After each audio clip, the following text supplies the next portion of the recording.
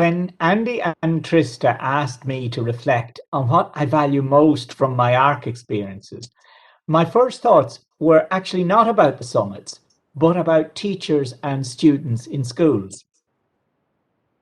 One of the things, that we certainly know about learning and teaching is that when you enable teachers and school leaders to think, to talk, to collaborate together about what they do, there are very few limits to the improvements you can see in their teaching and progress of their students.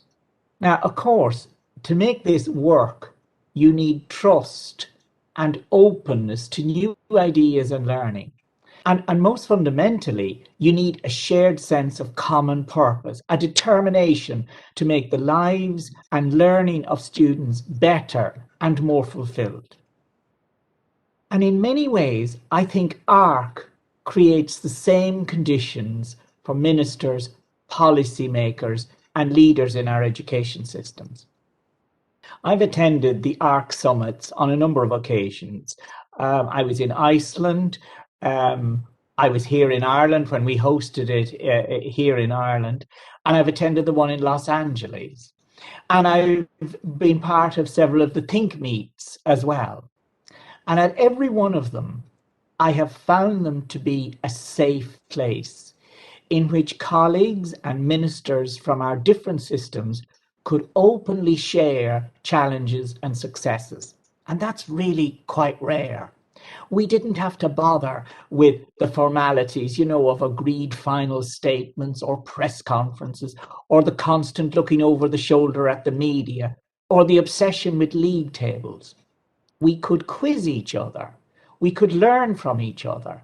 We could admit mistakes, and we could share good ideas, warts and all.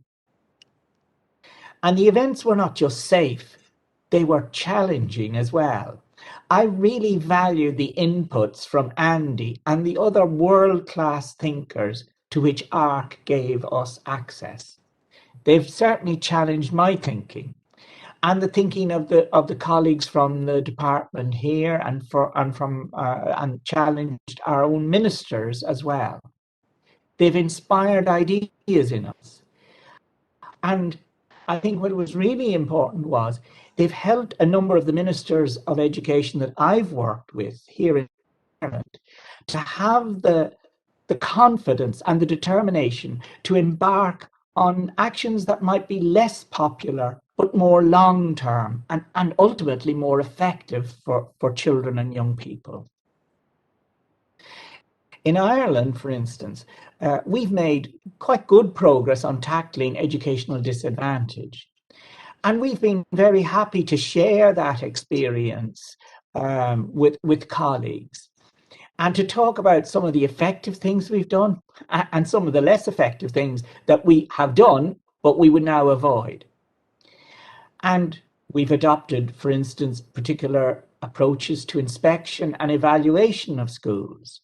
And through ARC, we've forged very strong links in that area with systems like Iceland, like Wales, and like Scotland, where we can share and develop our work and our thinking in that area.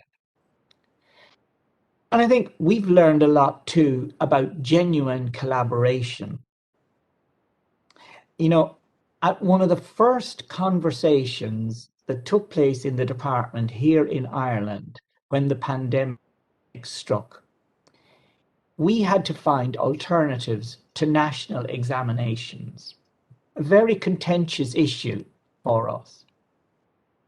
And it's really striking that the then Secretary General of the department, Sean, who'd been with me at some of the ARC conferences, and we were talking to each other.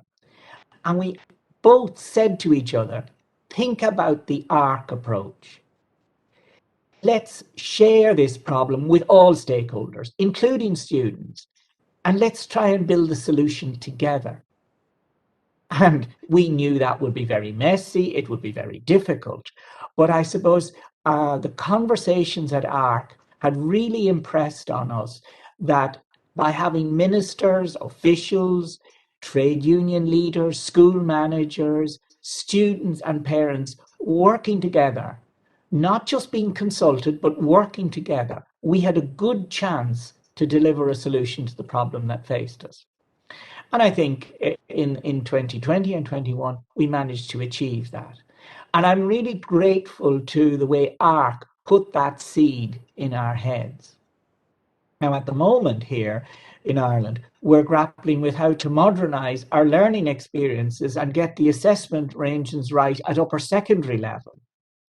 And I suppose we're grappling with issues like how we can ensure that equity and student well-being are looked after, are fostered properly, as well as how we should foster the sort of learning and skills that young people actually need. And it's through ARC that we've made several long-term contacts, within the wider ARC family. And within those, through those contacts, we can have deep conversations about these issues, about the challenges, about the risks. And that experience for me and for the other officials that work with me, and for ministers here, that has been invaluable. So, like those teachers that I started with collaborating in the school, ARC has created a unique environment that can make a real difference in the decision that ministers and senior leaders make and implement.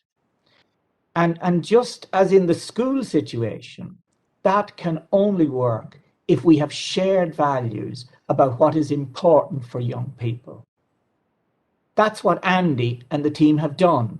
They've helped us to find and articulate a sense of what is important in the lives of young people and in the lives of the teachers, the professional lives of teachers who help them to grow and develop.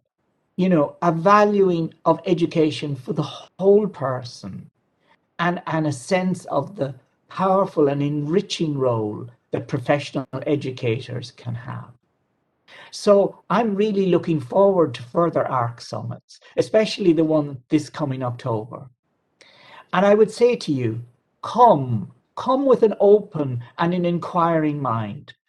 Be prepared to share and prepared to learn. And I'm sure you will have a challenging and stimulating experience. Thank you very much.